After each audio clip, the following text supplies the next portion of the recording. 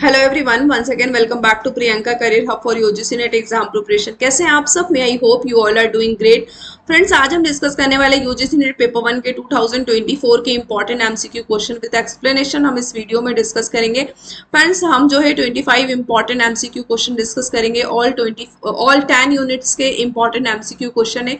Friends, अगर आप इस चैनल पर नए तो चैनल को सब्सक्राइब कर लीजिएगा ताकि आगे आने वाले वीडियोज के नोटिफिकेशन आपको टाइम टू टाइम मिल जाए। So this is all about me. My name is Priyanka Punjabi. I am UGC NET qualified with 98 percentile in labor welfare code 55, and currently I am working as assistant professor in BBIB department. So let's get started. Question number 1. Friends, question number 1 teaching aptitude का question है. Assertion is the purpose of underlying modern and ICT based support system in teaching is to optimize learning outcomes. Reason आपको दिया है, an effective instructional support system has to be linked with enhancement of learning conditions. आपको बताना है कौन सा assertion and reason true है and ये इसको करेक्ट एक्सप्लेन करता है या नहीं। assertion में बोला जा रहा है the purpose underlying modern and ICT based support system in teaching is to optimize learning outcomes. क्या ICT based यानी कि इंफॉर्मेशन कम्युनिकेशन टेक्नोलॉजी बेस्ड जो सपोर्ट सिस्टम होता है टीचिंग का, क्या ये लर्निंग को ऑप्टिमाइज करता है? Yes, obviously. टीचिंग आपका कोई सा भी हो, चाहे वो ऑफलाइन हो या ऑनलाइन हो, आईसीटी बेस्ड हो, दोनों ही जो है आउटकम को प्रमोट करते हैं। दोनों ही टाइप की टीचिंग का जो ऑब्जेक्टिव होता है स्टूडेंट्स के आउटकम को इम्प्रूव करना, स्टूडेंट्स का आउटकम जो है एनरिच करना। तो असर्शन जो होगा वो राइट होगा।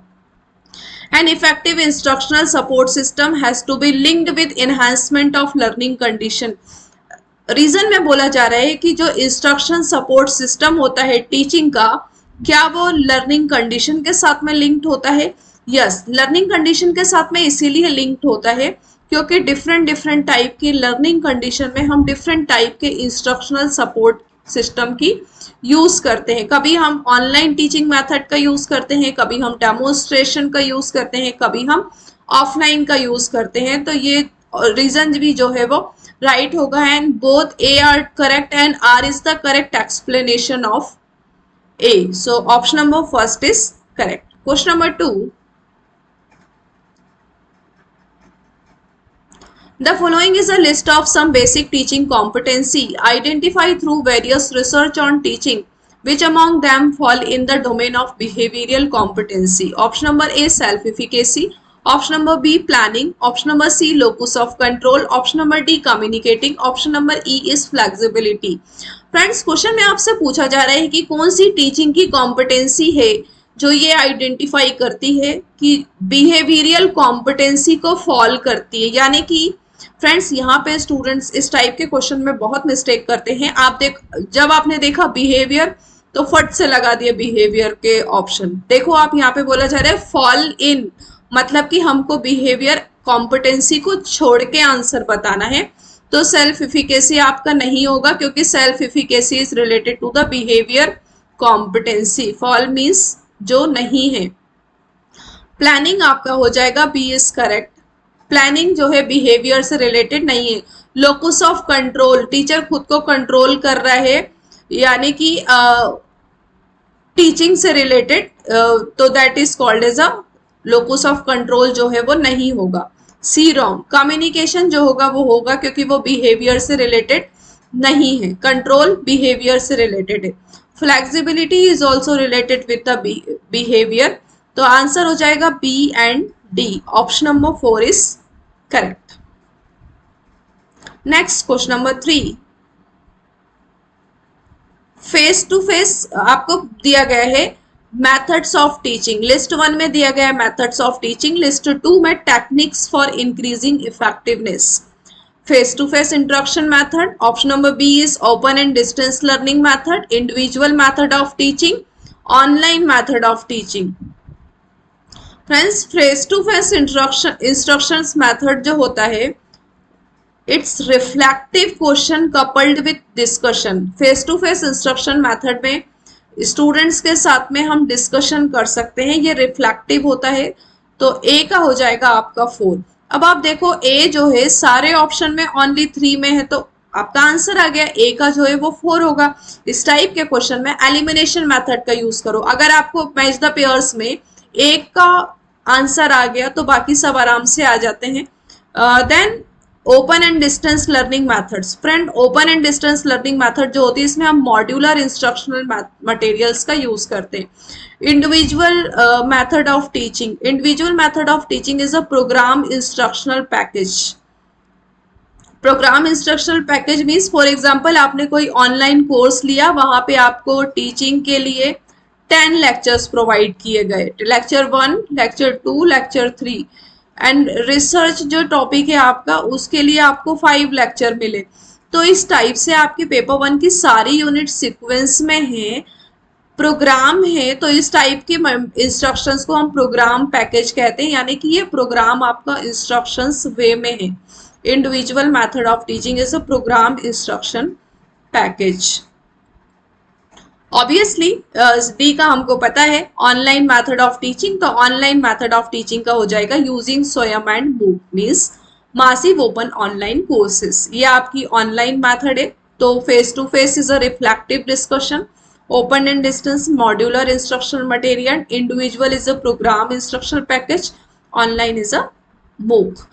फ्रेंड्स, मैंने लास्ट क्लास में आपको स्वयं का फुल फॉर्म बताया था, मुझे कमेंट सेक्शन में कमेंट्स करके जरूर बताइएगा स्वयं का फुल फॉर्म। सो इस क्वेश्चन का आंसर हो जाएगा option number 3। Next question, the key behaviour of an effective teacher is marked by which of the following features? Option number A structuring, B teacher task orientation, option number C instructional variety, lesson clarity, probing। Question में आपसे पूछा जा रहा है teacher का ऐसा कौन सा की बिहेवियर है इफेक्टिव टीचर का, इफेक्टिव टीचर का की बिहेवियर के फीचर्स आपको बताना है। तो इफेक्टिव टीचर जो है वो स्ट्रक्चर्ड नहीं होता, टीचर हमेशा फ्लेक्सिबल होता है एज पर the demand of the learner. जिस टाइप की डिमांड होगी, जो लर्नर की रिक्वायरमेंट है, जो लर्नर के लिए नीडफुल है, उसके अकॉर्डिंग टीचर जो है टीच करता है। टीचर कभी भी स्ट्रक्चर्ड और सीक्वेंस वाइज नहीं होता है इफेक्टिव टीचर। तो टीचर हमेशा टास्क ओरिएंटेशन होता है, B is right. Instructional variety, yes, effective teacher वही होता है जो उसके पास में इंस्ट्रक्शंस की वैरायटी हो, यानी कि लर्निंग या टीच करने के लिए बहुत सारे रिसोर्सेस हो। C is correct. Lesson clarity, probing, probing का मीन्स होता है क्वेश्चन। फ्रेंड्स, इफेक्टिव टीचर को जो है लेसन क्लैरिटी होती है क्वेश्चन से related. D is also correct. So option number 3 is right, B, C and D. Option number 3 is the right answer. Next, question number 5. Identify the characteristics of field independent learner from the following. Perceives global aspect of concept and material. Option number B, focus on Fractal principle. Option number C, prefers to work alone. Option number D, seek guidance and demonstration from teacher. Option number E is likes to cooperate. Field independent learner means students who tend to prefer autonomy and direct their own learning. Field independent learner friends वो होता है जो autonomy को prefer करता है, teacher के ऊपर depend नहीं होता, ओनली टीचर के से गाइडेंस लेता है, एंड वो अपनी इंस्ट्रक्शनल या लर्निंग जो करना चाहता है वो खुद को जो है सेल्फ डायरेक्ट करता है। तो perceive global expect of concept and material, ये राइट हो जाएगा, क्योंकि सेल्फ इंडिपेंडेंट या इंडिपेंडेंट लर्नर जो होता है, फील्ड इंडिपेंडेंट लर्नर, वो ग्लोबल यानी कि बहुत सारी जगह से नॉलेज को गेन करता है, लर्न करता है। Focus on fact and principle, ये नहीं होगा। जो चाइल्ड होते हैं, मेमोरी लेवल की जो टीचिंग होती है उसमें फैक्ट एंड प्रिंसिपल पे बेस्ड होती है, इसमें टीचर, इसमें स्टूडेंट जो होता है वो डिपेंडेंट होता है, बी नहीं होगा। prefers to work alone, ये work alone prefer नहीं करता है। seek guidance and demonstration from teacher, yes, teacher से वो guidance and demonstration प्राप्त करता है। likes to cooperate, yes, field independence her situation में cooperate करता है। तो A, D, E, option number 2 is the right answer. Next, question number 6. Which of the following referencing style is used for result in the field of business, history of arts, option number A APA style, MLA style, Chicago style and IEEE style. Friends, इसमें से कौन सी research की referencing style है जो business के field में, history and arts के field में यूज की जाती है? तो एमएलए स्टाइल जो है हम बिजनेस, हिस्ट्री एंड आर्ट्स में यूज करते हैं। एपीए स्टाइल्स किस फील्ड में यूज की जाती है? Social science, like psychology, anthropology, sociology, education etcetera. APA को हम इस फील्ड में यूज करते हैं। Business, history, arts is related with the MLA. Okay, MLA full form is Modern Language Association. Okay, so option number second is the right answer. Next, question number 7. Statement number 1. Positivism says that science need not be free from speculative and metaphysical approaches. Statement number 2. Positivism is suitable for natural science. Friends, research में हमारे पास 2 type के जो है approaches होती है, positivism and post positivism. Positivism जो होती है वो क्वांटिटेटिव होती है, क्वांटिटेटिव रिसर्च। पोस्ट पॉजिटिविज्म जो रिसर्च होती है वो क्वालिटेटिव होती है। कौन सी होती है? क्वालिटेटिव। अब स्टेटमेंट नंबर 1 में आपसे बोला जा रहा है positivism says that science, positivism ये कहता है कि साइंस वे है need not be free from speculative.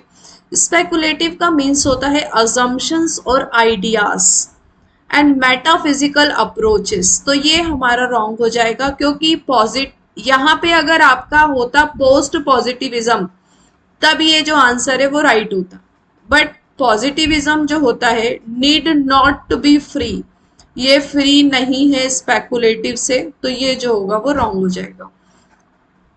Positivism means जो साइंटिफिक अप्रोच होती है जिसमें आउटकम और रिसर्चर का जो रिजल्ट आता है वो एक्यूरेट आता है। Positivism is suitable for natural science. Yes, it's suitable for natural science. जैसे अगर हम बोलते हैं 2+2 जो होता है वो 4 होता है, 8 × 8 जो होता है वो 64 होता है, दैट मीन्स कि this data is accurate and correct, this is natural. Okay, so statement number 2 is correct. Option number 4 is right. Next, question number 8. List 1 में आपको given है match the pair से research forms and list 2 में आपको descriptions given है. Option number 1 is qualitative research, 2 is option number B is quantitative research, triangulation and meta analysis. Friends, qualitative जो research होती है वो इंटरप्रेटिव होती है। क्वालिटेटिव मीन्स इंटरप्रेटिव, जिसको हम इंटरप्रेट कर सकते हैं, डिस्क्राइब कर सकते हैं। क्वांटिटेटिव रिसर्च जो होती है नंबर के फॉर्म में होती है। Statistical means numerical. Quantitative is statistical and qualitative is interpretive.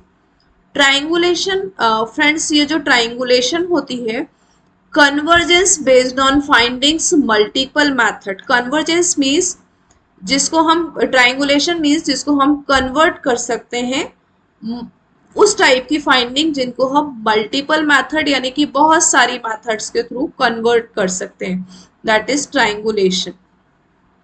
Meta analysis जो होता है वो होता है फ्रेंड्स फाइल ड्रॉयर प्रॉब्लम। तो डी का हो जाएगा फर्स्ट। सो ए का क्वालिटेटिव का interpretive, quantitative statistical, triangulation convergence and Meta analysis is file dryer problem. So option number 2 is the right answer. Next, question number 9. Which of the following are unethical in the context of research? Option number A, seeking informed consent of respondents, offering incentive to respondents, coercing respondent for sensitive personal information. Option number D is hiding and research purpose from respondent. Option number E is maintaining confidentiality. Friends, आपका जो अगस्त का exam हुआ है, net का री exam हुआ है, उसमें अनएथिकल एंड एथिकल के ऊपर क्वेश्चन पूछे जा रहे हैं। So this topic is very important for your exam. Seeking informed consent of respondent. तो ये अनएथिकल नहीं होगा.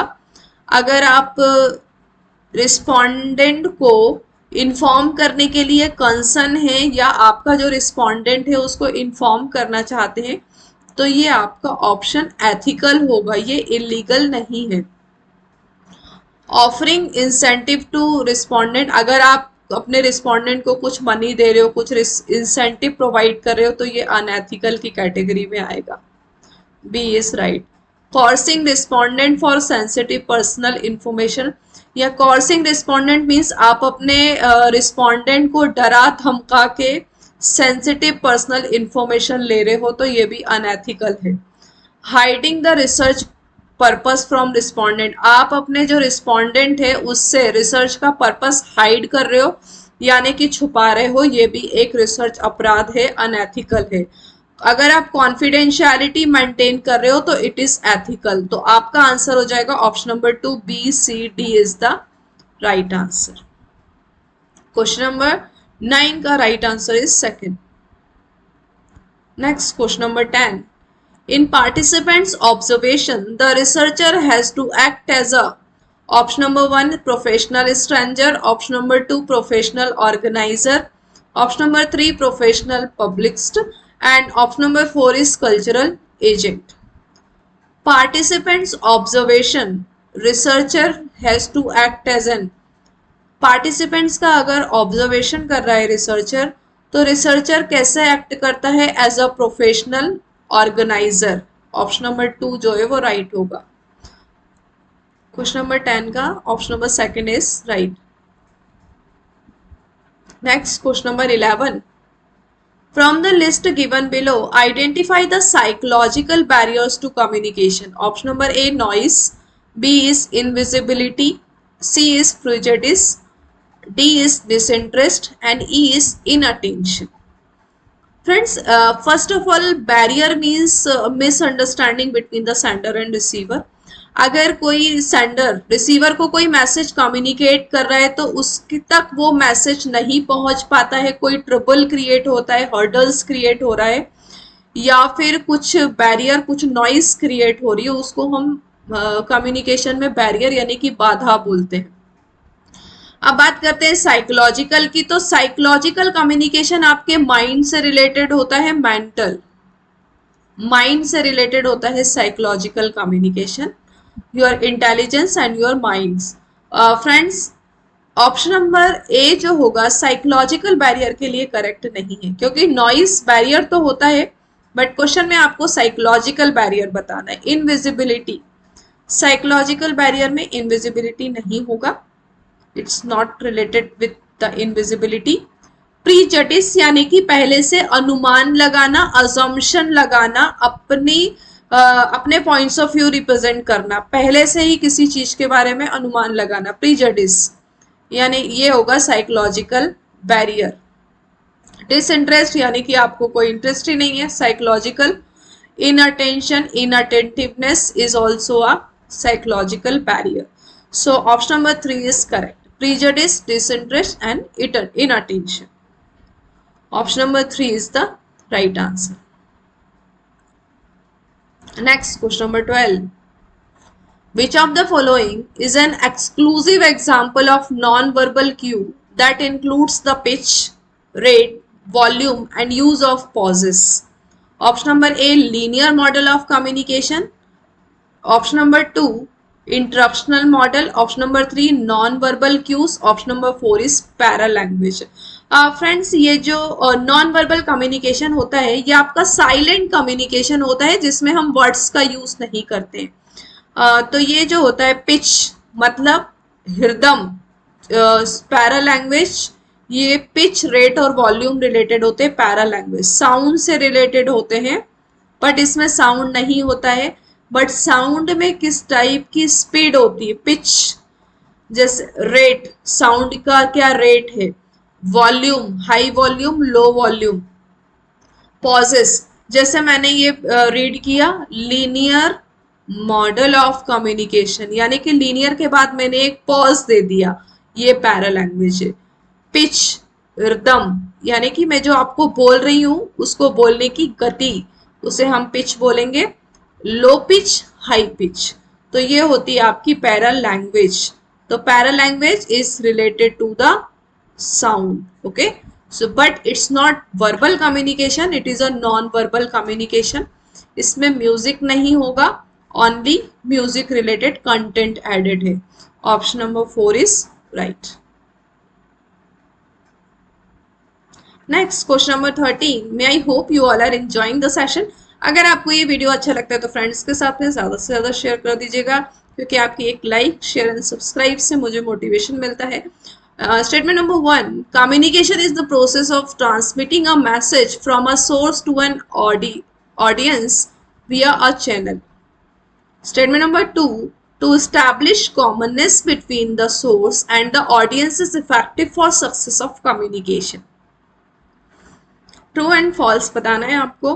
स्टेटमेंट नंबर 1 में बोला जा रहा है, communication is the process of transmitting a message from the source to an audience via channel. Yes right, communication एक ऐसी प्रोसेस है जिसमें हम मैसेज को ट्रांसमिट करते हैं किसी सोर्स और चैनल के थ्रू।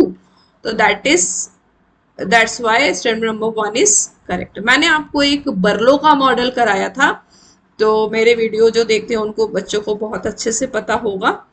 बर्लो मॉडल जो होता है उसमें SMCR मैंने आपको शॉर्टकट दिया था। बर्लो कम्युनिकेशन मॉडल है। S means sender, M means message, C means channel and R means receiver. Okay, so statement number 1 is correct. Statement number 2, to establish commonness between the source and the audience is effective for success of communication. Friends, ये जो commonness होती है audience and effective, ये communication को success बनाती है। Statement number 2 is also correct. So both the statement 1 and 2 are true. Question number 14, which type of communication is most difficult in getting message to an audience? Option number 1, interpersonal communication, 2, mass communication, intrapersonal communication and group communication. पूछा जा रहा है कि कौन सा communication most difficult है audience के लिए। मास कम्युनिकेशन फ्रेंड्स बहुत डिफिकल्ट होता है इन गियरिंग मैसेज टू, अगर हमें ऑडियंस को देना है। मास कम्युनिकेशन इसीलिए डिफिकल्ट होता है क्योंकि ये वन वे होता है, इसमें वन साइडेड होता है। For example radio, television, audience इसमें रिप्लाई नहीं कर सकती है, वन पर्सन इसमें कम्युनिकेट करता है। तो option number 2 is correct. Next question number 15, statement number 1, bus ring, star and mesh are types of network protocol. And statement number 2, a short range radio communication standard that transmit data over short distance up to approximately 30 feet is known as Bluetooth. Friends, statement number 1 जो है वो आपका bus ring, star, mesh are type of protocol. ये protocol के type नहीं है। बस ring, star, mesh जो होता है वो आपका नेटवर्क टोपोलॉजी होता है। ये यहाँ पे होना चाहिए था नेटवर्क टोपोलॉजी, जिसे हम केबल के साथ में कनेक्ट करते हैं। Short range radio communication standard, data over short distance, जिसके लिए हम ब्लूटूथ का यूज करते हैं 30 फीट तक। तो स्टेटमेंट नंबर 2 जो होगा वो आपका ट्रू हो जाएगा। First is false, second is true. Option number 4 is right. Question number 16, which of the developments A to E given below has arisen because of the internet? Option number A, weblogs, B, databases, wikis, DTP, social networking sites. ये सारे option में आपको internet related words बताना है। Weblogs is related with the internet, तो option number A correct हो जाएगा। Database is not related, B is wrong. Wikis हो जाएगा। DTP डेटा ट्रांसफर प्रोटोकॉल, ये नहीं होगा। Social networking site, ACE, option number 3 is the right answer.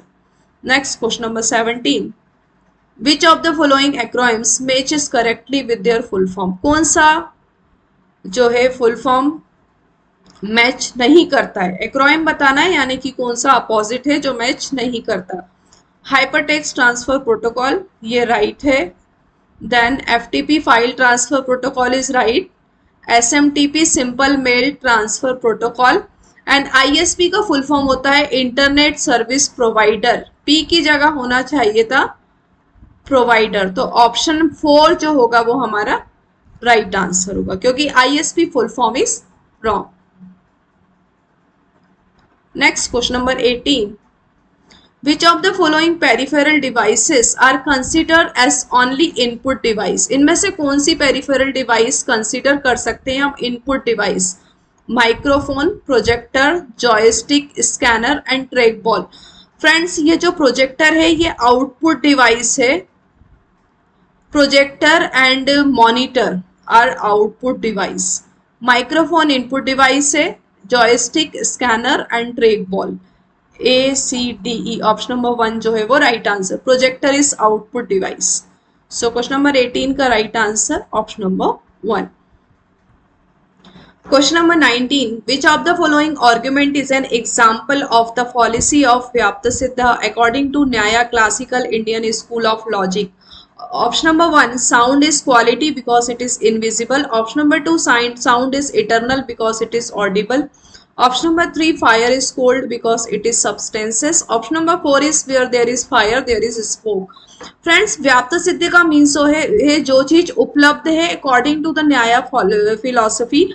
जो चीज अवेलेबल है वो उसको आप सिद्ध कर रहे हैं, यानी कि ऑप्शन नंबर 4 जो है वो राइट होगा. वेयर देयर इज फायर, जहां पे आग है वहां पे धुआं भी होगा, तो जहां पे धुआं है वहां पे आग भी होगी, आग है तो धुआं भी होगा. तो ये जो अगर आग उपलब्ध है, अवेलेबल है, व्याप्त है वहां पर, तो ये स्मोक को सिद्ध कर रही है. Option number 4 is the right answer. Next question number 20. According to the classical Indian school of logic, which of the following argument involves the fallacy of Ashray Siddha? Option number 1. The sky lotus is fragrant because it is a lotus, like the lotus of a lake. Option number 2. Sound is not eternal because it is produced. Option number 3. Sound is eternal because it is produced. Option number 4. Sound is eternal because it is audible.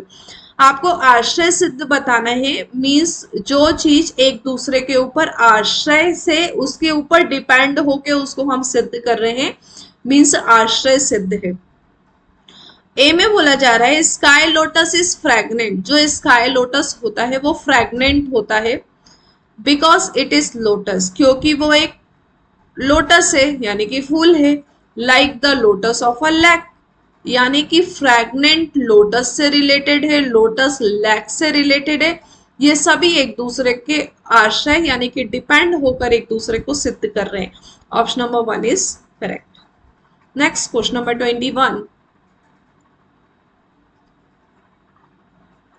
A government university with institutes of eminence status can have foreign faculty up to a maximum of.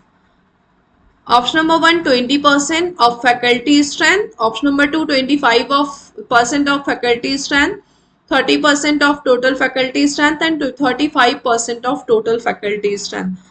Friend, institute of eminence क्या होता है? उस type के institution जिसको university grant commission UGC एक recognise universities का status provide करता है, उसे हम एमिनेंस जो है यूनिवर्सिटी बोलते हैं.